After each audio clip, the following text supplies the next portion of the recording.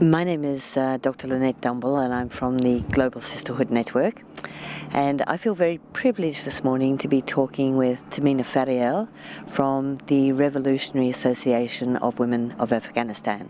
The reason why Tamina is standing with her back to the camera is for her personal security.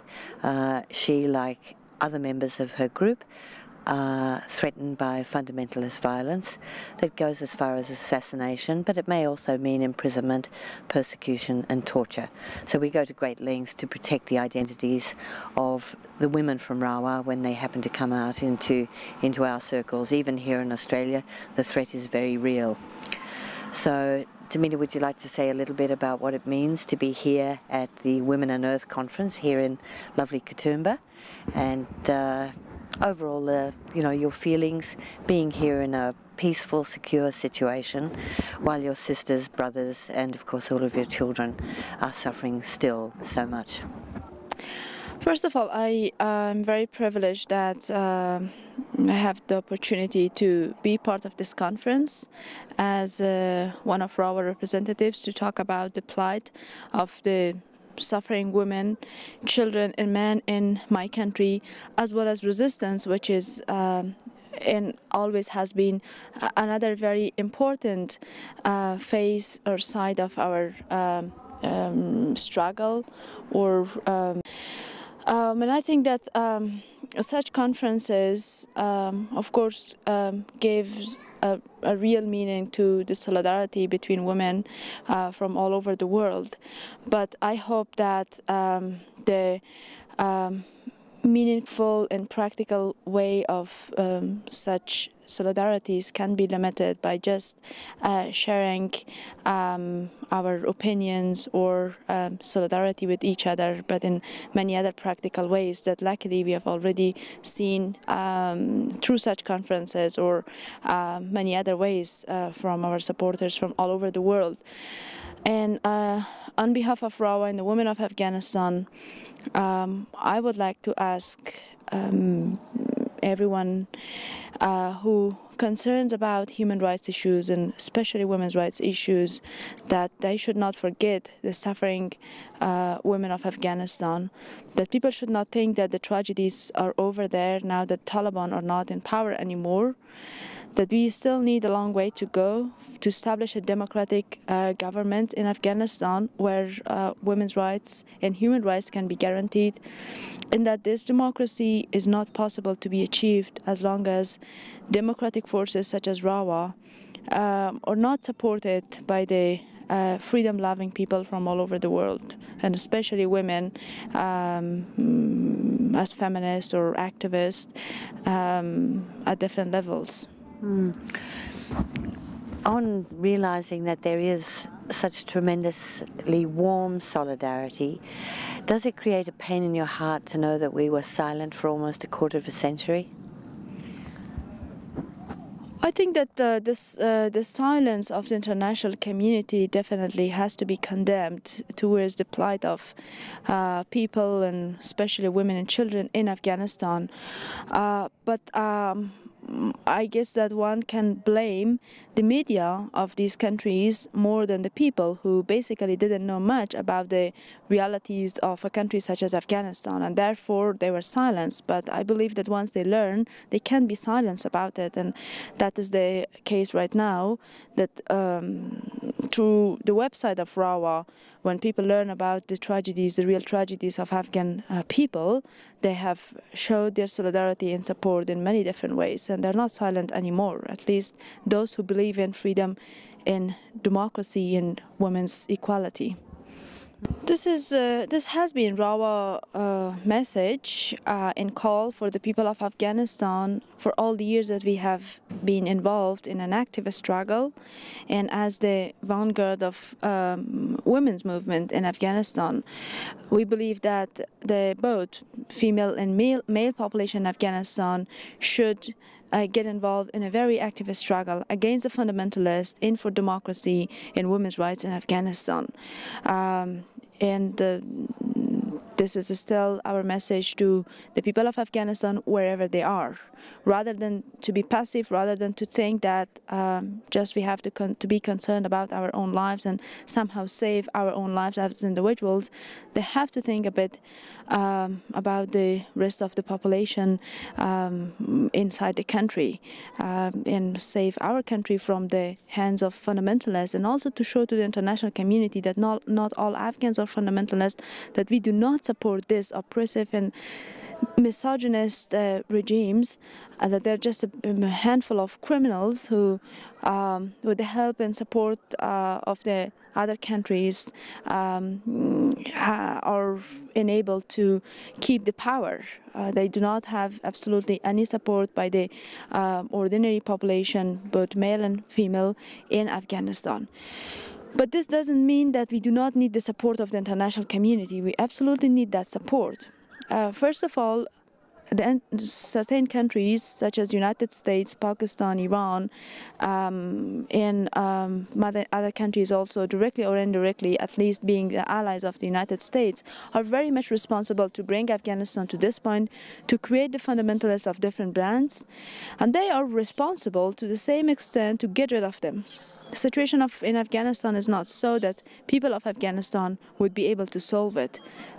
Those people that are totally desperate now, they have lost basically everything in their lives. But also people from all over the world have to help us in this struggle. If they really believe in human rights and in women's rights and in solidarity, and as I mentioned before, we've already seen many examples that are heartening to our struggle and gave a real meaning to the solidarity. But we hope that this can be increased and not be just limited, as I mentioned before, in sharing the words and feelings with each other, but in really meaningful and practical ways. So I think you'd agree that it's a moral imperative that we increase our help at this point in time, rather than turning Afghanistan into a life of enduring terror, that we should be inspired by your enduring courage. It's difficult for you to praise your own enduring courage, but I think it has proved an inspiration certainly to the women's movement around the world, and we can only congratulate you on it. My name's Dawn Atkinson, and for the last few years I've been associated with SAWA Australia, an organisation which, after years and years and years of activities with social justice issues and peace issues, and specifically with a background in education, I found about 3 years ago that more than that, about 5 years ago, that I really needed to just focus on one thing. This is part of the aging process, I think. You don't leave everything else behind, but you feel as though you want to be very specific in what you can achieve. I met Tamina, a representative of RAWA, who was brought out to Australia by a group attached to Monash University. She stood with Women in Black here in Sydney, and we had a fundraising dinner for her. Tamina was a representative of RAWA. RAWA has been going since 1977. RAWA meaning Revolutionary Afghanistan Women's Association. It came out of Kabul University in 1977 through a group of academics and students.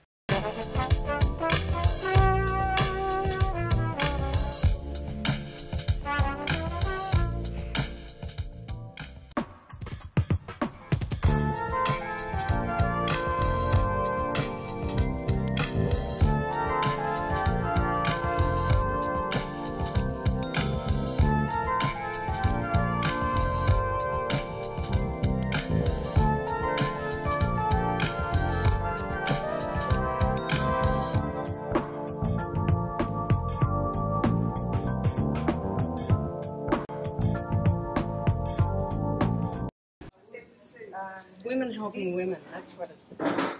Absolutely. Rosie got onto it so quickly. Do you like the colourful? All right, I'm taking it. This is setting up the textiles that we're selling today at the SAWA function. All the profits from the textiles goes to support the vocational and literacy programs for women and children in Afghanistan. So it's all about women doing it for women. Excellent. It is. And more importantly, it's about women making change in the world through education rather than through violence and force. We've seen far too many countries that have failed by, you know, the use of force to go in and try and make change, and it's never worked. And this is a really brave bunch of women who've decided that the only way they can make change is to make their own change, not to have anyone else come in and force it upon them. And that by educating the women will educate the children, and therefore the children will help change the future of their country. So we think that's a great cause.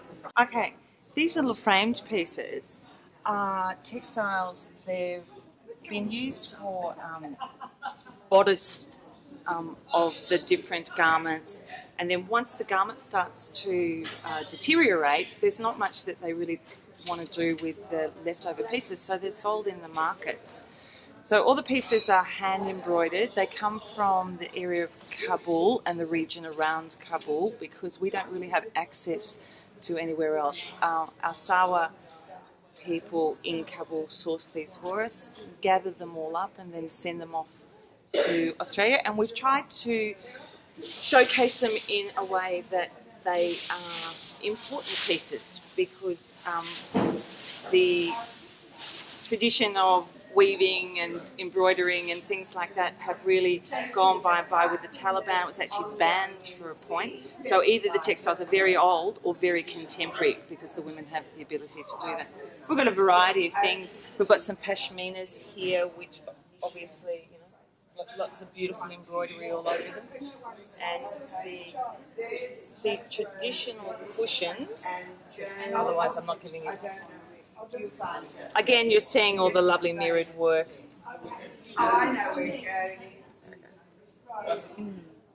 Incredibly intricate work, incredibly intricate, beautiful pieces, and astounding to think that perhaps in this day and age that they're all covered, or like I like to think, they're all beneath the burqa. And my ambition is to put on an exhibition called Beneath the Burqa, lifting the veil. And we will be exhibiting more of these fabrics and textiles from the region in that exhibition as well. SAWA is the supporters of the women of Afghanistan, and RAWA is the Revolutionary Association of the Women of Afghanistan. So we're the supporters. The decor and it's a letter hole. And the supporters? I think they're cute. Right. So, Finelli, you've got everything all right in the Yes, we're all ready to go. All ready. Thought I'd come and have a look at the art. How many are you cooking for today? We have, I think it's 116 is the final count today. You're amazing. All going well? No, it's easy. It's all done. It's all done. The girls are busily making the salad in the kitchen, and yeah, the rest is ready. All right, so you're going shopping. I'm going to have a look. So, Rose, what's been your task? Today for the lunch, my task has been to organise the raffle and put the tickets out and put the numbers on the table and lucky draw numbers into everybody's glass and just be generally helpful. So everything's under control? Everything is perfectly under control. Excellent. Oh, Rose, women do so much voluntary work and everything always looks so easy, and people assume that things happen by magic, but they don't. No. Even for a fairly simple event like this, there's hours and hours of work going in, sitting down, writing, stapling raffle tickets into little bundles, and all sorts of tedious small tasks. It's very time consuming, and it's essential to the good organisation. Again, Rose, and if women stopped doing their voluntary work, the world would stop revolving. Absolutely, yes.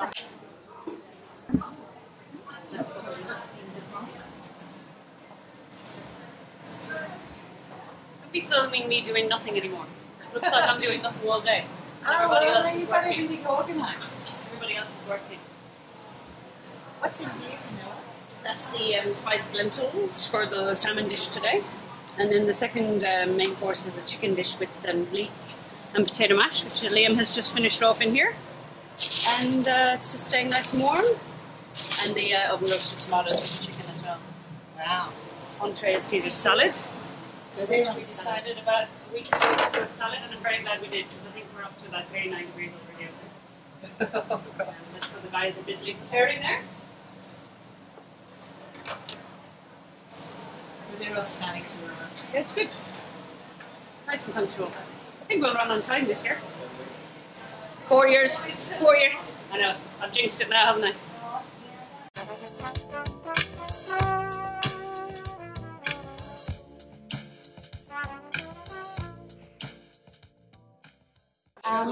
What we might, you could just do that.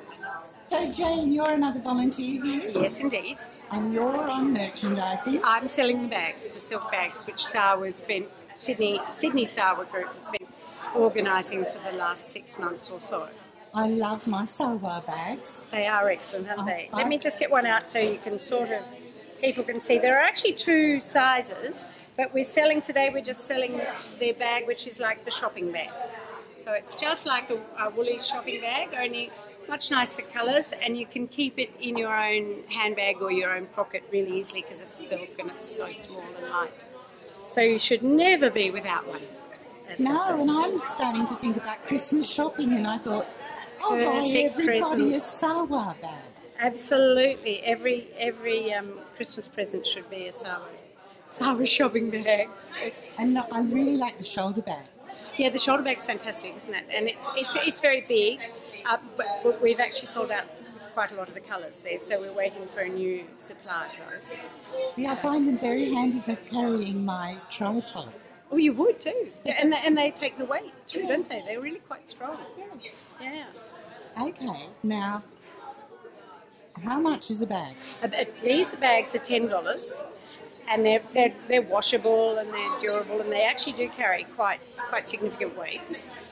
More weights than you should be carrying in a shopping bag at any time. Okay, but the thing about this is the profits go to... The profits go straight to Afghanistan, to the women working in Afghanistan for RAWA with helping both older women, particularly widows, acquire some skills, sort of training skills in often sewing or other areas where they can actually begin to make money for themselves because they have no income at all. Single women, older women in that way have no income at all, and that begins to assist them. Plus there's the orphanage and schools, so there's a high school that we support. So these young women in Afghanistan work in the most amazing way using this money, and of course our dollars go a long way in a place like that. And this is a brochure? This is the brochure actually about the woman who's made the bags for us. That's the Eco Silk bags. And then you've got the brochure, I think,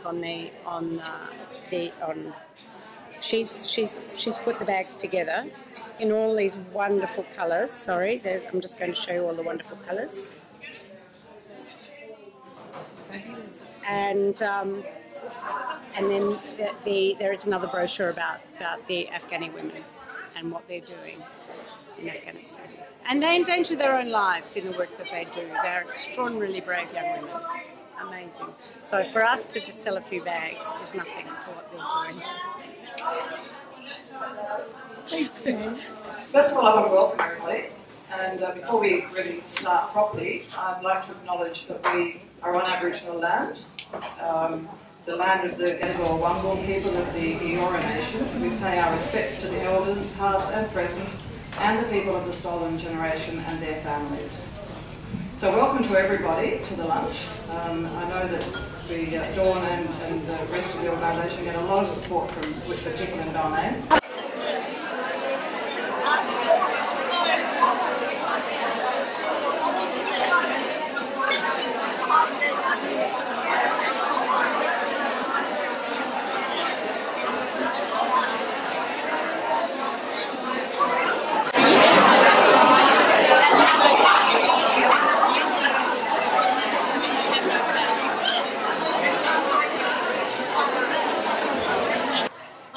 name is Sue Dwala, and I'm a midwife, and I have worked in many sort of sad countries of this world that have needed the help of midwives. Most of those countries have been in war and conflict, and I currently work for World Vision Australia as the maternal and child health advisor, and so my role takes me to many countries of the world supporting our work in the field, but it also takes me to advocacy for women of the world. And so my passion is to try and raise awareness in Australia of what really goes on in some of the poorest nations of the world, for women and for newborns particularly. And I've met Dawn, who's part of SAWA, at a conference on human rights and women. And from that, Dawn asked me to speak about what happens when birth kits get to countries and what's their reality when they're in those countries. And at that time I spoke to a group of women from SAWA who were putting together birth kits for Afghanistan. So that's who I am, and I'm very passionate about birth kits being one option in the face of really bad stuff where women don't get access to midwives and doctors, that a birth kit can help. My name is Nina Burridge and I work for the University of Technology, Sydney. I'm a friend of Dawn's, and I've worked with Dawn on SAWA issues, particularly on human rights and women. And the reason why I'm here today is essentially to support women all over the world internationally, particularly women whose lives are not as fortunate as those of us living here in Sydney. And I had the privilege of hosting a young woman from Afghanistan when she came here in June. And I think what struck me was this very point when she said to me, "Nina, how old are you?" And I told her, and she said, "But you look so young." And I think it's the struggle associated with women all over the world who live very difficult lives who, as I say, so much less fortunate than ours. And I think it is our duty and just our humanity that we need to really support women who are less fortunate. She was a member of SAWA, and she's actually a human rights campaigner within Kabul. And I spoke to her about her life there, and she said, "Nina," I said, "how do you live on a day-to-day basis?" And she said, "The difference is you're so safe here." She said, I get up in the morning and I wonder whether I'm going to survive the day. And I go home and I thank God that I am safe. And the next day, she said, it begins again. And I was just flabbergasted by that whole notion of an existence that is constantly on the edge, where we live such safe lives.